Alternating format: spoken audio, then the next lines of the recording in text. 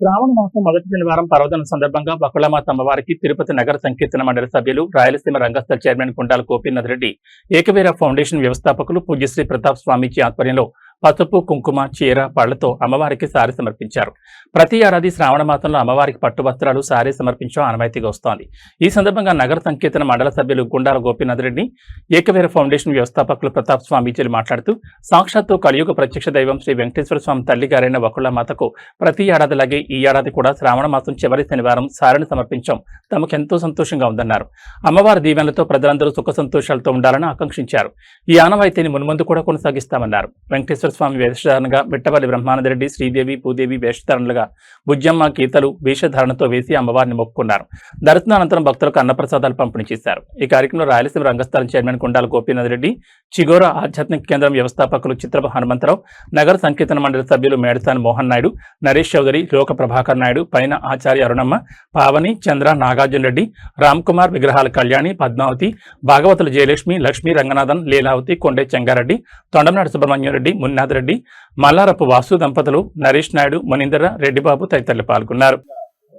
కలియుగ రాజైన శ్రీ వెంకటేశ్వర స్వామివారి మాతృమూర్తి అయిన బకుళమాత తల్లికి శ్రావణ శనివారం సందర్భంగా తిరుపతి కళాకారులు, అదేవిధంగా భజన బృందంతో పాటు ఈరోజు అమ్మవారికి సారె అందించాము. అదేవిధంగా ఆ బకుళమాతని తిరుపతి జిల్లా ప్రజలందరికీ సకాలంలో వర్షాలు కురిసి అందరూ ఆరోగ్యంగా ఉండాలని అమ్మవారిని వేడుకున్నాము. ఈ సారె ప్రతి సంవత్సరం కూడా అందిస్తున్నాము. అదేవిధంగా ప్రజలందరూ సుఖ సంతోషంగా ఉండాలని వేడుకుంటున్నాము. శ్రావణ మాసం ప్రతి సంవత్సరం గుడి ప్రారంభించినప్పటి నుంచి బకుళమాత తల్లిని దర్శించుకోవడం మాకు ఆనవాయితీ. దానిలో భాగంగానే ఈరోజు నగర సంకీర్తన మండలి సభ్యులు, కళాకారులు, అలాగే ఏకవీర ఫౌండేషన్ వ్యవస్థాపకులు ప్రతాప్ స్వామీజీ గారి ఆధ్వర్యంలో ఈరోజు కళాకారులు, భక్తులు అందరూ కలిసి బకుళమాత తల్లి కొండ దిగువన నుంచి భజనలు చేస్తూ వివిధ పౌరాణిక వేషధారణలతో అమ్మవారిని దర్శించుకున్నాము. అలాగే అమ్మవారికి పట్టు వస్త్రాలు సమర్పించి అలాగే అమ్మవారి దేవులను మేము తీసుకున్నాము. ఈ బకుళమాత తల్లిని దర్శించుకుంటే మనకు అన్ని శుభాలే జరుగుతాయి. అమ్మవారి దివ్య ఆశీస్సులతో పిల్లలకు మంచి చదువులు రావాలి. అలాగే ఈ సంవత్సరం నుంచి ఇక్కడ తిరుపతి దేవస్థానం వారు అక్షరాభ్యాసం కూడా కింద చేస్తున్నారు. ఈ పిల్లలకు మంచి చదువులు రావాలంటే ఈ అక్షరాభ్యాస కార్యక్రమంలో కూడా మనందరూ మన పిల్లలను తీసుకుని వచ్చి ఈ కార్యక్రమంలో పాల్పంచుకోవాలి.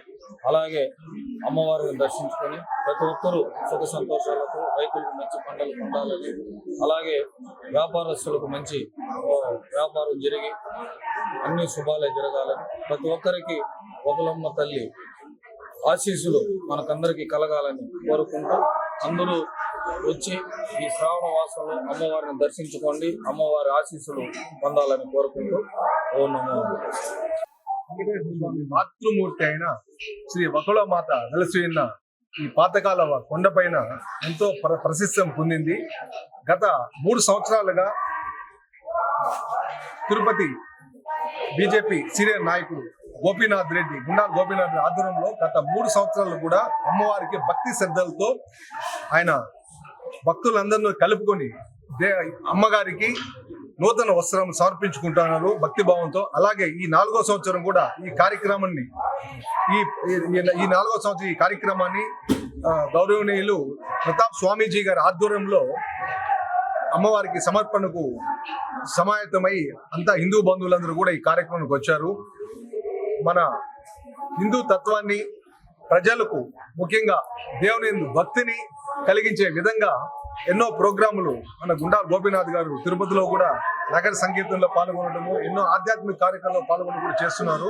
వారు కూడా ఇలాగే ముందు ఈ పరంపరను కొనసాగించి హిందువులు బంధువులందరినీ ఐక్యతకు ఆయన కృషి చేశారు. అలాగే ప్రతాప్ స్వామి కూడా దానికి మద్దతుగా హిందూ ధర్మాన్ని కాపాడేదాని కోసం కూడా ప్రయత్నం చేస్తున్నారు. వారికి అందరికీ కూడా మాకు ధన్యవాదాలు. ఓం నమో వెంకటేశాయ.